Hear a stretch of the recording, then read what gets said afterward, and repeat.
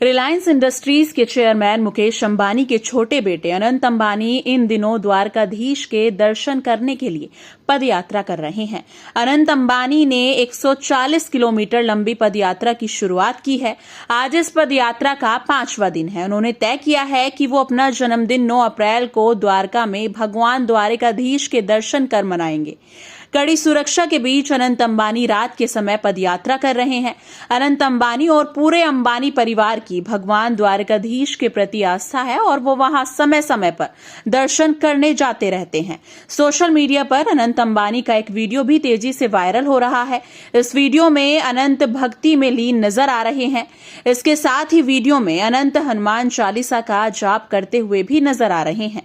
Social media पर उनका ये वीडियो काफी तेजी से वायरल हो रहा है।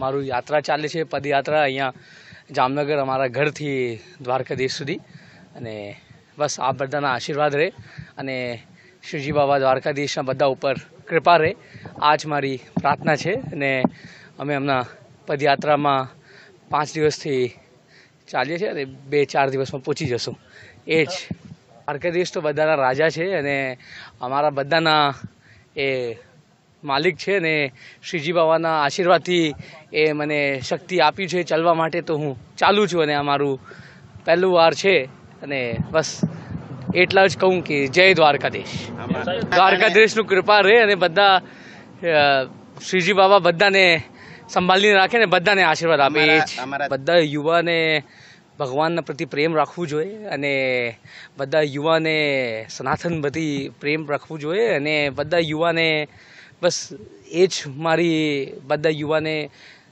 એક મેસેજ મોકલાવું છું મારા ભાઈઓ અને મારા મિત્રોને કે આ બધા શ્રીજી બાબાના આશીર્વાદ લઈને આગળ વધો અને જ્યારે ભગવાન છે તો કંઈ ચિંતા નહીં કરવાનું એ જ